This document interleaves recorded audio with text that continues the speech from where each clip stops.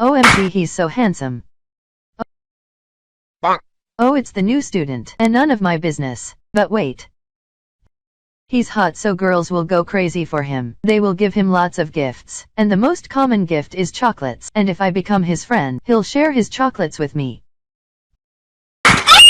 Hi, it's my pleasure to meet you. From now we are best friends. You can be my GF instead. Nope, just friends. Okay, bye, see you at lunch break.